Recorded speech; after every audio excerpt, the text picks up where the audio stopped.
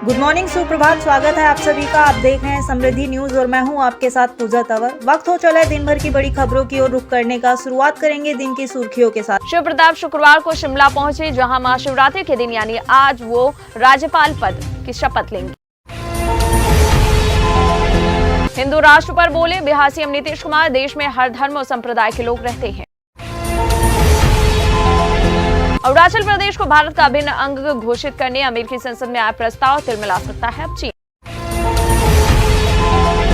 बागेश्वर धाम से शुरू हुई हिंदू राष्ट्र के विमर्श में अब सपा नेता और संभल सांसद शफीकुर रहमान भी कूद पड़े। उन्होंने कहा, भारत न तो हिंदू राष्ट्र था और न है और न कभी रहेगा। उनका ये बयान सोशल मीडिया पर वायरल हो रहा है। मध्य प्रदेश में चुनावी सरगर्मियों के बीच प्रदेश के मुख्यमंत्री शिवराज सिंह चौहान के बयान ने कांग्रेस को असहज कर दिया। शिवराज ने कहा कि वो केंद्रीय मंत्री ज्योतिरादित्य सिंधिया की बदौलत मुख्यमंत्री बने। यही नहीं, शिवराज सिंह चौहान ने कांग्रेस में फूट पड़ने की वजह का भी खुलासा किया।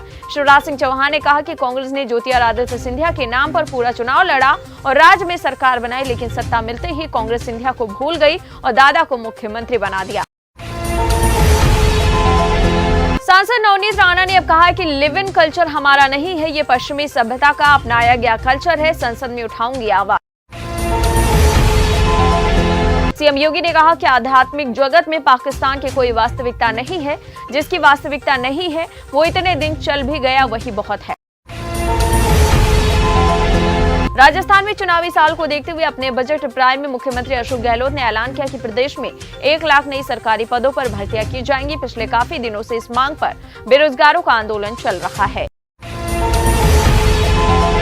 पश्चिम बंगाल के बजट में राज्य सरकारी कर्मचारियों के डीए में 3% की घोषणा कर्मचारियों ने खारिज कर दिया। उन्होंने ममता सरकार से नाराजगी जताते हुए कहा कि उनका आंदोलन जारी रहेगा, भीख नहीं मांगी है। महाराष्ट्र के पूर्व मुख्यमंत्री उद्धव ठाकरे को सुप्रीम कोर्ट से झटका लगा। कोर्ट ने शिंदे उद्धव विवाद के एक पहलू को बड़ी बेंच में भेजने से इनकार कर दिया। उद्धव कैम्प ने कोर्ट में मांग की थी। नागालैंड और मेघालय में 27 फरवरी को वोट डाले जाएंगे, लेकिन ऐसा लगता है कि कांग्रेस नेताओं की प्राथमिकताओं में नॉर्थ ईस्ट नहीं है, क्योंकि पार्टी के शीर्ष नेताओं ने प्रचार से पूरी तरीके से दूरी बना ली है। अखिल भारतीय कांग्रेस कमेटी का अधिवेशन 24 फरवरी से लेकर 26 फरवरी तक चलेगा। यह अधिवेशन रायपुर में होना है और शीर्ष नेतृत्व इसकी तैयारियों में जुटा हुआ है। कर्नाटक के सीएम बसवराज बोम्मई ने कर्नाटक में राम मंदिर के वादे को दोहराते हुए कहा कि वो कर्नाटक के रामनगर में राम मंदिर का निर्माण करवाएंगे। गृह मंत्री ने दिल्ली पुलिस की प्रशंसा की, जो मार्च से राजधानी में होने वाली G20 के संबंधित बैठकों के लिए सुरक्षा मुहैया कराएगी। शाह ने सुरक्षा मुहैया कराने वाली पुलिस की तारीफ करते हुए कहा, ये देश का नाम रोशन करेगी। अमित शाह ने आगे कहा कि दिल्ली उन मामलों की फॉरेंसिक जांच करने वाला पहला राज्य होगा जिसमें 6 साल और उससे अधिक की सजा का प्रावधान है। बीबीसी इंडिया के कार्यालयों में आईटी सर्वे में ब्रिटिश सांसद बॉब ब्लैकमैन ने कहा है कि ये कोई नई बात नहीं है। सुनिश्चित करना बीबीसी इंडिया का काम है कि वो नियमों का पालन करें। उन्हें आयकर विभाग को सभी रिकॉर्ड उपलब्ध कराने चाहिए। भारत दौरे पर आए ब्रिटिश सांसद बॉब ब्लैकमैन ने आगे कहा कि बीबीसी डॉक्यूमेंट्री एक तरह का प्रोपेगेंडा वीडियो है।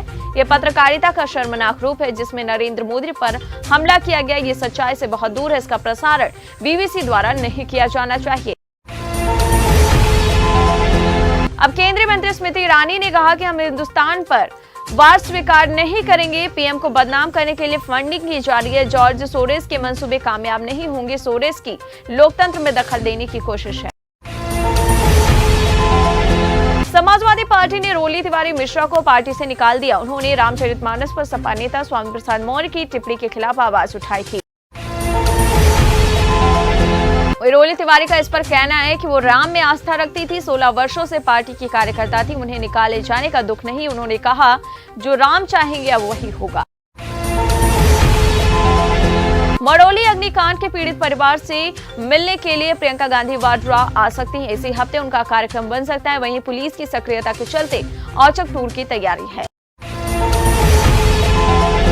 ओवैसी के बयान, ये देश को बुलडोजर से चलाना चाहते हैं, संविधान से नहीं। इस पर पलटवार करते हुए केंद्रीय मंत्री गिरिराज सिंह ने कहा कि ओवैसी साहब के मुंह से जहर ही निकलता है। जिन्ना तो चले गए, जिन्ना के वारिस के रूप में कई लोग बच गए हैं।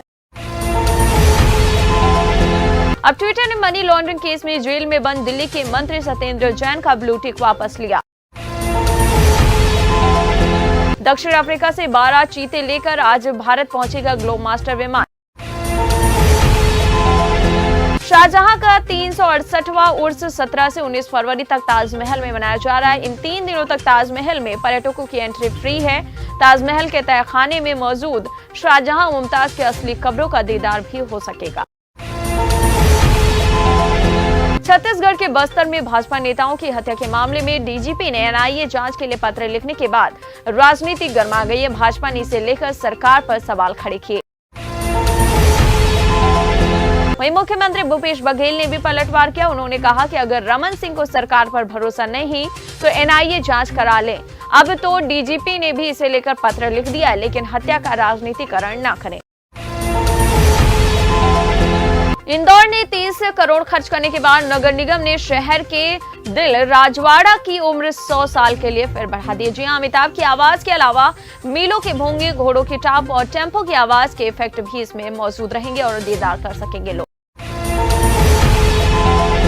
बिहार के पूर्व मुख्यमंत्री जीतन राम मांझी गरीब जोड़ो यात्रा पर हैं। इस दौरान वो लोगों के बीच जा रहे हैं, उनकी समस्याएं सुन रहे हैं। इसी बीच जीतन राम मांझी अपनी ही सरकार पर हमलावर हैं और नीतीश कुमार पर लगातार निशाना साध रहे हैं।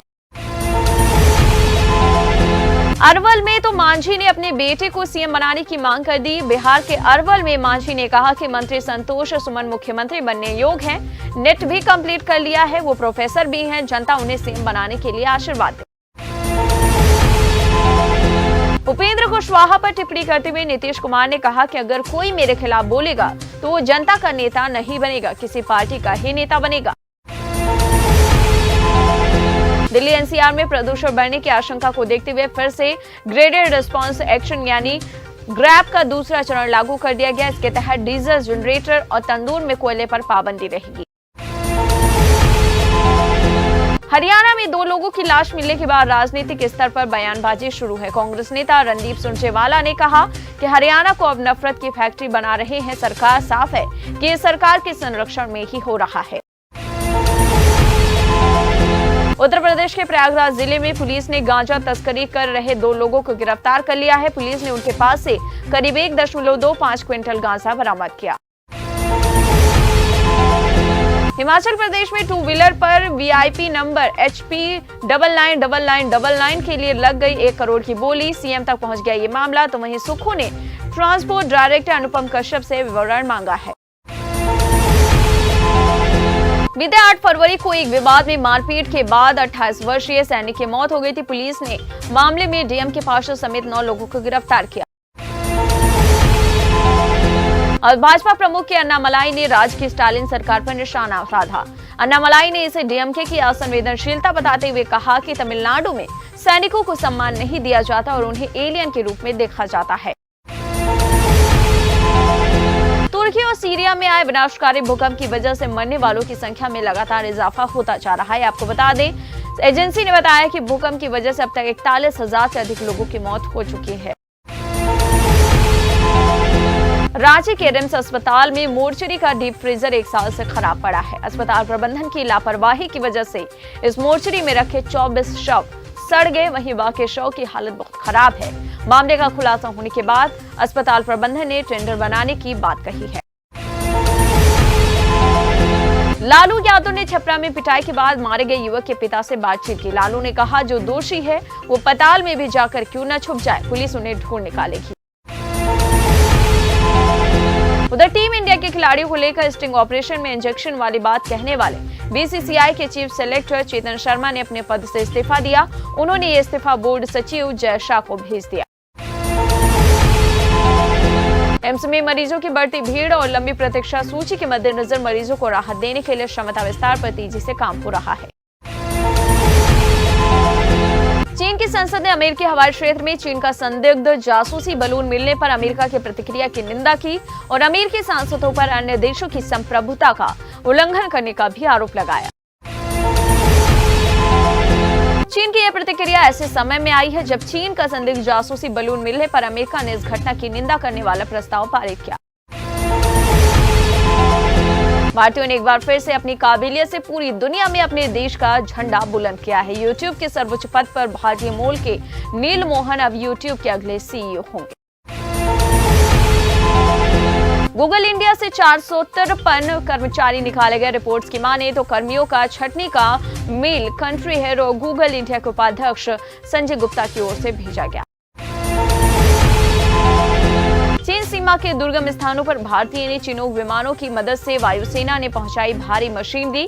तेजी से बिछेगा अब सड़कों का जाल, जिसके बाद अरुणाचल प्रदेश के मुश्किल वाले क्षेत्रों में बॉर्डर रोड ऑर्गेनाइजेशन और जनरल रिजर्व इंजीनियर फोर्स को बड़ी मदद मिल सकेगी। अमेरिकी संसद में अरुणाचल प्रदेश को लेकर एक बार अहम बिल पास हो गया। इस बिल के मुताबिक अमेरिका अरुणाचल प्रदेश को भारत का अभिन्न हिस्सा मानने लगेगा। चीन से जारी तनातनी के बीच अमेरिकी सांसदों का ये कदम भारत के लिए काफी अहम माना जा रहा है। और राजस्थान प्राथमिक व उच्च प्राथमिक विद्यालय शिक्षक भर्ती के प्रवेश पत्र जारी हो गए हैं। परीक्षा 25 फरवरी, 26, 27 और 28 को और 1 मार्च को आयोजित होने वाली है। तो आज की बात बस यहीं तक। कल फिर होगी मुलाकात। जय हिंद, जय भारत।